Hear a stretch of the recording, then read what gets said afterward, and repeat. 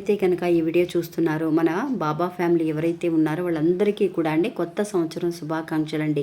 ఈ కొత్త సంవత్సరంలో మీరు అనుకున్న విషయాలన్నీ కూడా అనుకున్నది అనుకున్నట్టుగా జరగాలని, ఆరోగ్యపరంగా కానీ సంపద పరంగా కానీ ఎలాంటి లోటు లేకుండా ఉండాలి అని నేను మనస్ఫూర్తిగా కోరుకుంటున్నానండి. అంతేకాకుండా ఈరోజు గురువారం కూడా మీరు ఎవరైతే కనుక ప్రార్థనలు పెడుతూ ఉన్నారో వాళ్ళందరి తరపున ప్రార్థన చేయడం అనేది కూడా జరిగిందండి. ఈరోజు ఈవినింగ్ నేను బాబా గుడికి వెళ్తాను. అక్కడ తీసిన వీడియోస్ అనేది రేపు నేను అప్లోడ్ చేస్తాను. అవి కూడా చూడండి. ఎందువల్లనంటే గుడిలో ఈరోజు చాలా బ్రహ్మాండంగా బాబా గారికి అలంకరించారండి. ఆ వీడియోస్ కూడా నేను అప్లోడ్ చేస్తాను. ఇంకా ఈరోజు బాబా ఏమంటున్నారు అనంటే, బిడ్డ, ఈ కొత్త సంవత్సరం నీ జీవితాన్నే మార్చబోతుంది తల్లి. అంతేకాకుండా నీ ఇంట్లో కొత్త కొత్త అద్భుతాలు జరగబోతున్నాయి. ముఖ్యంగా నీలో ఈ 2 మార్పులు వస్తాయి అని చెప్పి బాబా మనకు ఒక మంచి సందేశాన్ని పంపిస్తున్నారండి. ఎందుకు బాబా ఇలా అంటున్నారు, ఏం చెప్పబోతున్నారు అనేది ఈరోజు వీడియోలో పూర్తిగా తెలుసుకుందాం. ఇంకా వీడియోలోకి వెళ్ళడానికి ముందుగా మన ఛానల్ని ఎవరైతే కనుక కొత్తగా చూస్తున్నారో వాళ్ళు ప్లీజ్ సబ్స్క్రైబ్ చేసుకోండి ఫ్రెండ్స్. మీకు వీడియో నచ్చితే కనుక ఒక చిన్న లైక్ చేసి మీ ఫ్రెండ్స్ అందరికీ కూడా షేర్ చేయండి. ఇంకా వీడియోలోకి వెళ్దామండి.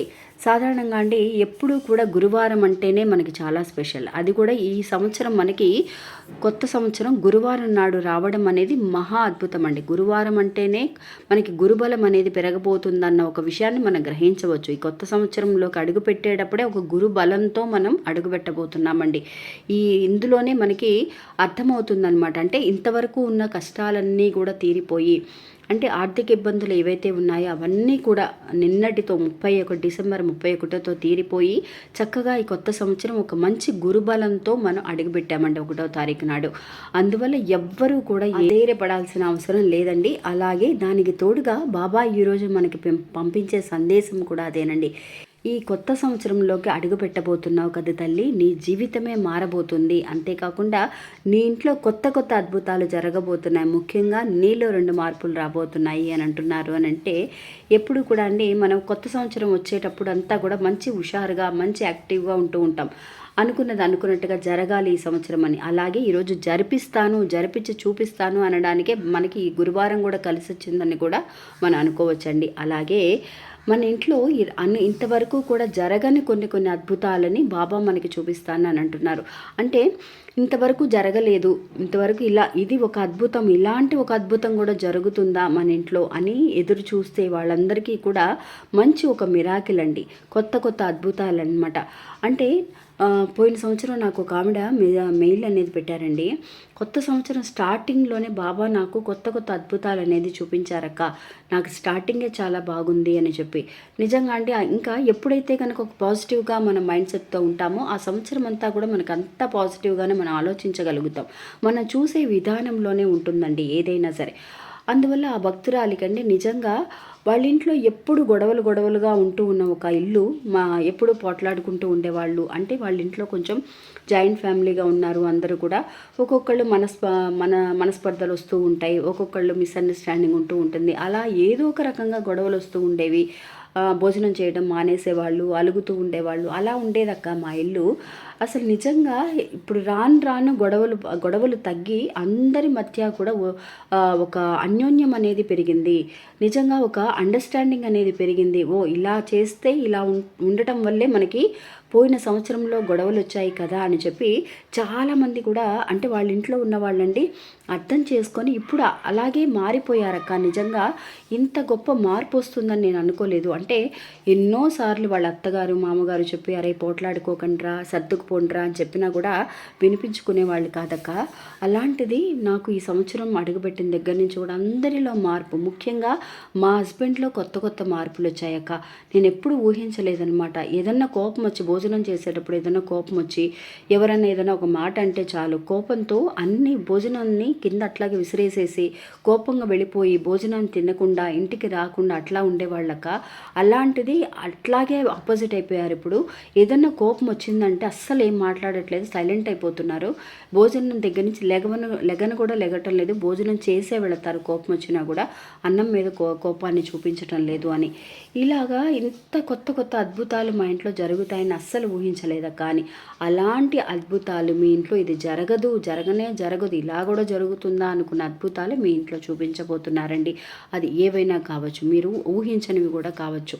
అలాగే ముఖ్యంగా అండి మనలో 2 మార్పులండి. అంటే ఇంతవరకు కూడా నేను ఇది మార్చుకోలేకపోయాను. మన కొత్త సంవత్సరం ఒక రిజల్యూషన్ పెట్టుకోవాలని అనుకుంటూ ఉంటాం. కానీ ఒకరోజు ఫాలో అవుతాం, 2 రోజులు ఫాలో అవుతాం. అది కంటిన్యూయస్‌గా ఆ సంవత్సరం అంతా కూడా మనం ఫాలో అవ్వలేక, ఆ పద్ధతుల్ని మార్చుకోలేక మనం ఫీల్ అవుతూ ఉంటామండి. కానీ బాబా ఖచ్చితంగా చెప్తున్నారండి.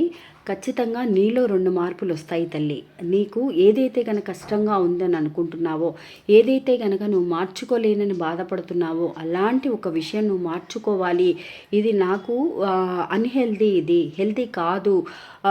అనారోగ్యాన్ని కానీ, అనారోగ్య సంబంధించిన విషయం కానీ, లేదంటే కనుక ఇంకేదన్నా సంతోషానికి మనం ఎవరన్నా అడ్డుగా వచ్చే ఒక విషయం కానీ, ఏదైనా సరే నువ్వు మార్చుకోవాలని అనుకున్నప్పుడు బాబాని తలుచుకొని, అంటే ఓం సాయిరామ్ అని చెప్పి 33 సార్లు అనుకోమంటున్నారండి. అంటే ఒక విషయం, మంచి విషయం మనం చేయటానికి ఎన్నో రకాల ఆటంకాలు రావచ్చు మనకి. అది ఒక బయటికి వెళ్ళే విషయం కావచ్చు, మన పర్సనల్ విషయం కావచ్చు, మన పర్సనల్గా మనం ఏదైతే చేయాలని అనుకుంటున్నామో ఆ విషయానికి కూడా సాయి నామాన్ని మనం అనుకొని 33 సార్లు అనుకొని అది స్టార్ట్ చేయమంటున్నారు. రెజల్యూషన్ అంటే ఇప్పుడు ఒక బ్యాడ్ హ్యాబిట్ ఉంది, అది మార్చుకోవాలని అనుకున్నప్పుడు బాబా నామాన్ని ఒకసారి 33 సార్లు అనుకొని అప్పుడు స్టార్ట్ చేయండి. బ్యాడ్ హ్యాబిట్ అంటే డ్రింక్స్ కావచ్చు, లేదంటే కొంతమంది ఒక్కపొడి అలవాటు ఉంటుంది, కాఫీ టీ ఎక్కువగా అలవాటు ఉంటుంది. మనకి ఎక్కువగా బయటికి వెళ్ళాము అని అంటే కనుక చాట్ ఐటమ్స్ ఎక్కువగా తింటూ ఉంటాం, ఆయిల్ ఐటమ్స్ తింటూ ఉంటాం. బయటికి వెళ్ళి ఇవన్నీ మానుకోవాలి, బాగా ఒళ్ళొచ్చేస్తుందని అనుకుంటాం, కంట్రోల్ చేసుకోలేకపోతాం. అలాగా హెల్తీ పరంగా అండి మనలో ఖచ్చితంగా ఒక 2 విషయాలలో ఖచ్చితమైన మార్పు వస్తుంది. అలాంటి మార్పు నువ్వు అనుకున్న తర్వాత అది జరగలేదు అని అంటే కనుక ఖచ్చితంగా 33 సార్లు సాయినామాన్ని అనుకొని స్టార్ట్ చేయగలిగితే అది సక్సెస్ అవుతుందని చెప్తున్నారండి.